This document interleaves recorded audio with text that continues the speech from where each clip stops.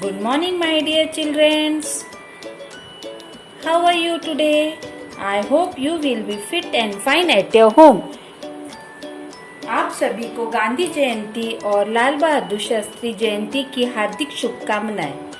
So students, are you ready for study? Let's write C.W date and day in your book and notebook. Which date is 2/10/2020 and day is Friday. Prime factorization. All composite numbers can be expressed as product of their factors. For example, 18. 18 को हमने कैसे लिखा? 2 multiply with 9, which means 2 into 3 into 3. Understood? वैसे ही हमें exercise 3C mind gym solve करनी है. तो आइए बच्चों, हमने exercise 3C mind gym question number 1 solve करेंगे.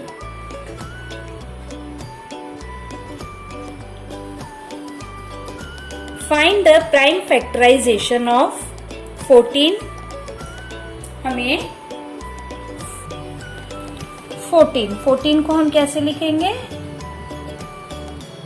7 मल्टीप्लाई विथ 2. सो इसका प्राइम फैक्टराइजेशन क्या हो गया? 2 मल्टीप्लाई विथ 7. अंडरस्टूड? देन 36 को हम कैसे लिखेंगे? 6 मल्टीप्लाई विथ 6. और 6 को हम कैसे लिखेंगे? 2 multiply with 3 and 2 multiply with 3. सो इसका प्राइम फैक्टराइजेशन क्या हो जाएगा? 2 इंटू 2 एंड 3 इंटू 3. अंडरस्टूड? वैसे ही 56. अब 56 को हम कैसे लिखेंगे?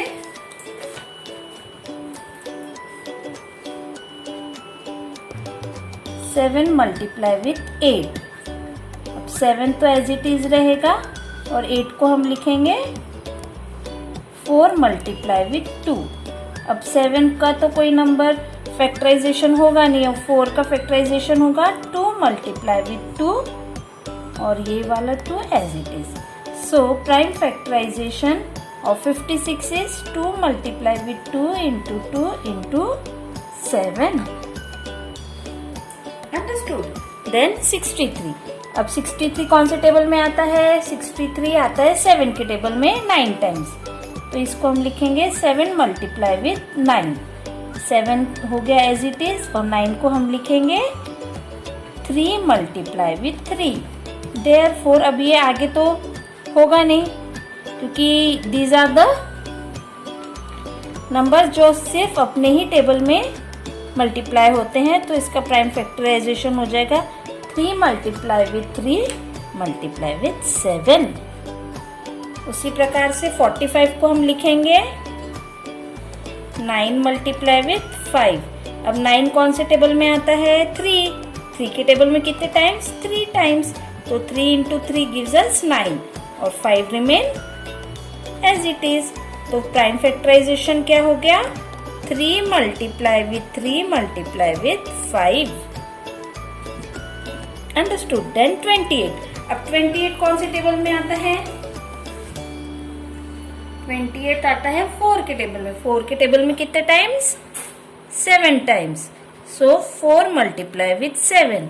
अब से 4 कौन से टेबल में आएगा? 2 के टेबल में. कितने टाइम्स? 2 टाइम्स. अब 7 तो as it is. Understood? So prime factorisation of 28 is 2 into 2 into 7.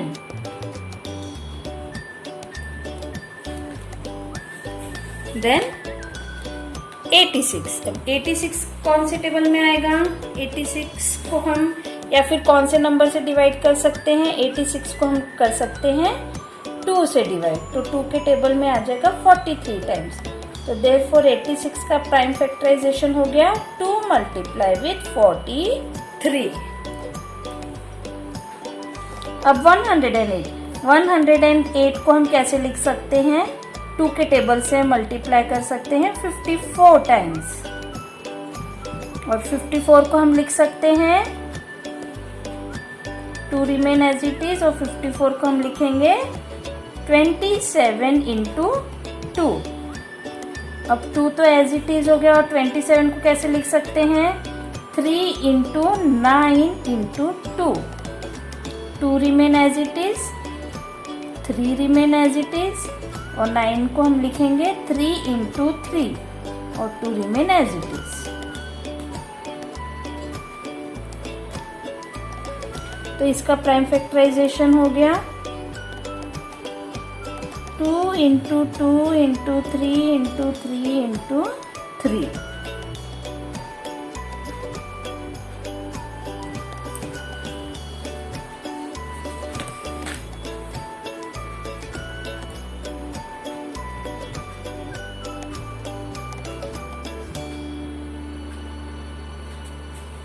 Then 51,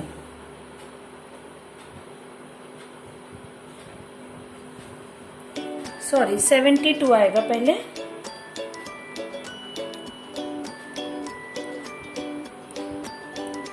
अब हम 72 को कैसे लिख सकते हैं, 72 आता है 8 के टेबल में। 8 के टेबल में कितने टाइम्स, 9 टाइम्स, और 8 को हम कैसे लिखेंगे 4 इंटू 2, और 9 को हम कैसे लिखेंगे 3 इंटू 3। अब 4 आगे और डिवाइड होगा तो 4 को आएगा 2 into 2, these 2 already remain as it is, and 3 also remain as it is.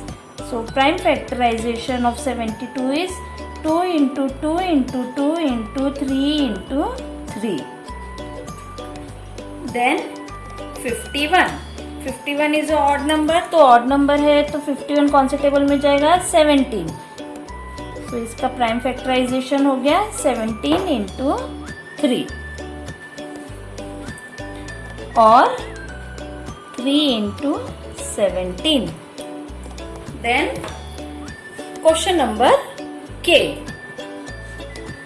120। 120 को हम कैसे लिख सकते हैं 60 इंटू 2। 60 को हम कैसे लिख सकते हैं 30 multiply with 2 and 2 remain as it is. 30 को हम कैसे लिख सकते हैं 15 इंटू 2 इंटू 2 इंटू 2।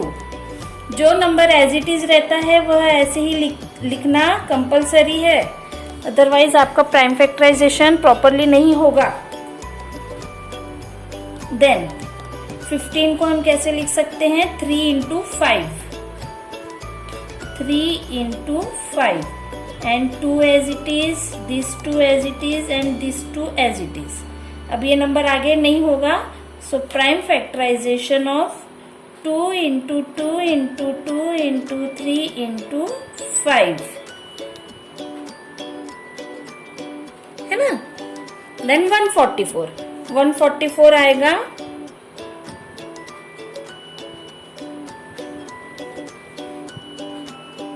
144 को हम कैसे लिखेंगे 72 इंटू 2। अब 72 को कैसे लिखेंगे 36 इंटू 2 और this 2 remain as it is.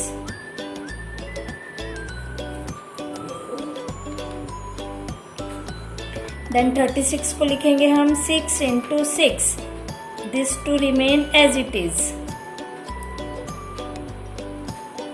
Then 6 को लिखेंगे हम 3 इंटू 2, दिस 6 को लिखेंगे 3 into 2, this 2 remain as it is and this 2 also remain as it is.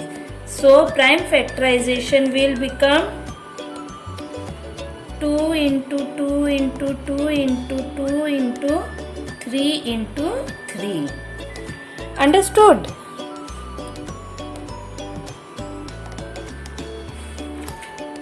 Prime factorisation में आपको ऐसे ही लिखना है, नंबर को स्प्लिट करते जाना है। Okay, then question number 2, draw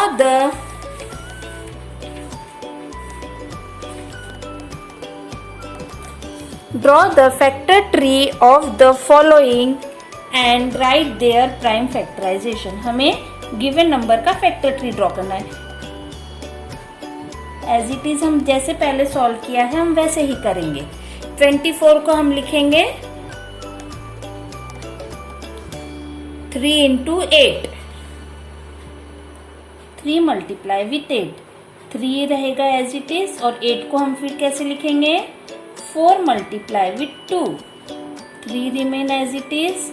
अब 4 आ जाएगा, 4 को हम लिखेंगे 2 into 2 into this 2, okay. Therefore prime factorization is 2 into 2 into 2 into 3। समझ में आया? ये क्या कहलाएगा फैक्टर ट्री। अब 54 को हम लिखेंगे 6 into 9, 6 को हम लिखेंगे 3 into 2 और 9 को हम लिखेंगे 3 into 3। अब ये आगे नहीं होगा, है ना, तो प्राइम फैक्टराइजेशन क्या हो गया? प्राइम फैक्टराइजेशन में हम छोटे नंबर को कभी भी पहले लिखते हैं, तो 2 multiply with 3 into 3 into 3। Understood? Then 81, 81 को कैसे लिखेंगे हम? 9 9 है ना, 9 9 81, सो 9 मल्टीप्लाई विथ 9। अब 9 को हम कैसे लिखेंगे 3 मल्टीप्लाई विथ 3, है ना, सो यहाँ पे भी 3 मल्टीप्लाई विथ 3 आ जाएगा। तो इसका प्राइम फैक्टराइजेशन ऑफ 81 क्या आ गया? 3 multiply with 3 multiply with 3 multiply with 3। Understood? Then 110,